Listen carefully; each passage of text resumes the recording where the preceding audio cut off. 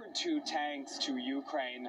Germany's Foreign Minister Annalena Baerbock has surprised many with these new comments during an interview.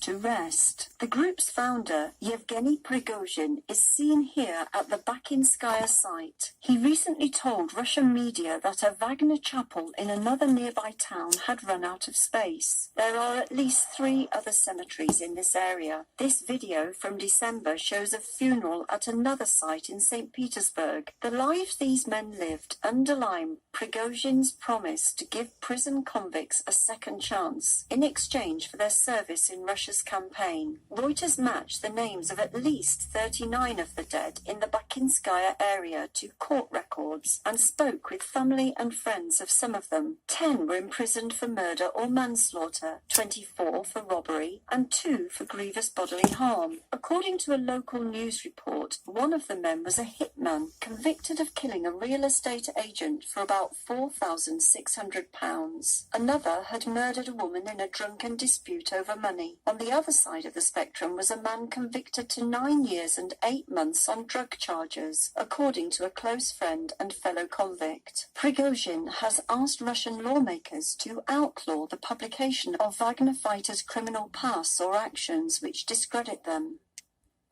He and Russian authorities did not respond to Reuters' questions on this report. Just 430 miles from Russia's border, Stockholm has recently reversed its decade-old policy of military non-alignment. There are dangers and risks for all of Europe, but especially for the countries that don't have NATO's common aligned protection.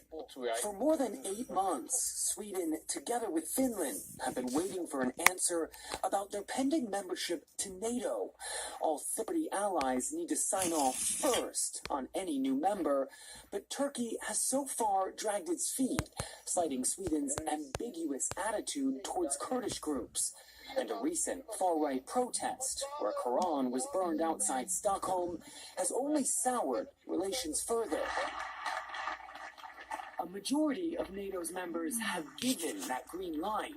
President Biden formally ratified the U.S.'s support in August. Finland and Sweden are making a sacred commitment that an attack against one is an attack against all.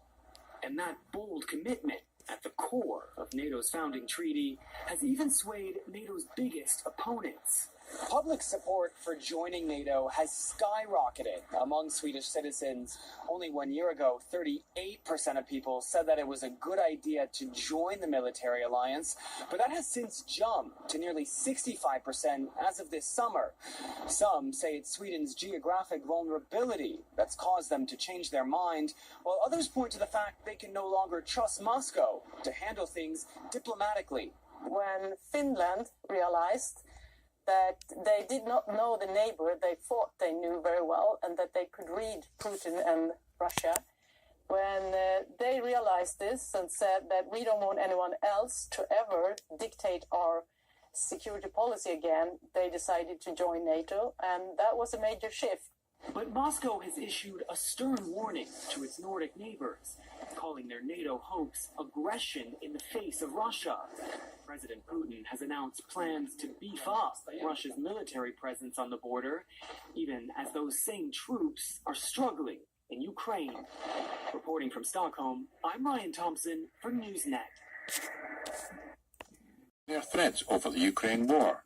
They are bestsellers exactly because they are describing the situation of a nuclear war, and then people want to try and imagine what their life is going to be, how they're going to be hiding in the fallout shelters. And I'm surprised. Glukowski is known mainly for his dystopian novel Metro 2033 and its sequels, along with her spin-off video games. First published 18 years ago, it's about how Muscovites survive in the city's famed metro system, the world's biggest air raid shelter, after a nuclear war wipes out most of humanity. President Vladimir Putin and other top Russian politicians have been regularly warning the West of nuclear war over its support for Ukraine. It's getting us much closer, because during the Soviet times, during the times of the Cold War, nobody dared to really invoke that. But never a diplomat, let alone the head of the state, would threaten the other superpower with using nukes against its capital. After speaking out against the war, Glukhovsky fled Russia and now faces up to 15 years in jail if he returns. He said his books must now be sold in Russia with a label bearing the disclaimer, "This was written by a foreign agent." Under 18s are barred from buying them. He spoke from an undisclosed location. Atomic scientists this month reset the doomsday clock, a symbolic timepiece based on our latest assessment of how close they believe humanity is to annihilation due to existential threats such as nuclear war. The time is come within miles of Taiwan recently as China hopes to flex its military might. In recent months, tensions have risen to new highs with Beijing over how much autonomy the island should have. A spokesperson pushed back on Thursday's announcement. This is an act that escalates tensions in the region and endangers peace and stability.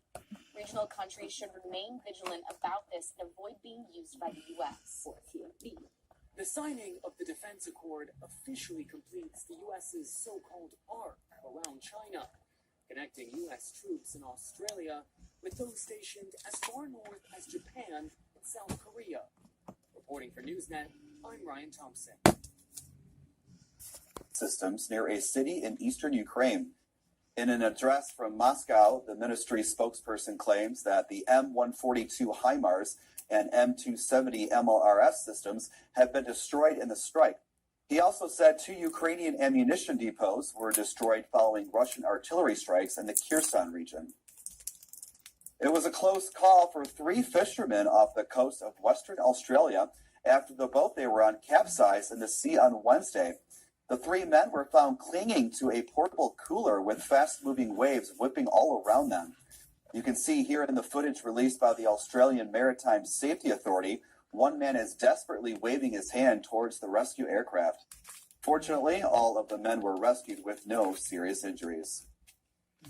And finally, this evening, we told you earlier this week about the green comet flying close to the Earth. For the first time in 50,000 years, it happened Wednesday night, and one man in Birmingham, Alabama, captured it on camera. The comet came with just over 26 million miles of Earth, traveling at a relative velocity of more than 128,000 miles per hour. The comet gets its green color from the gas that surrounds its nucleus. It contains a reactive compound called diatomic carbon, which is a bright green to the naked eye. All right, coming up, the streaming giant Netflix is cracking down on password sharing. We'll have more details in a bit. Stay with us. I'm Jay.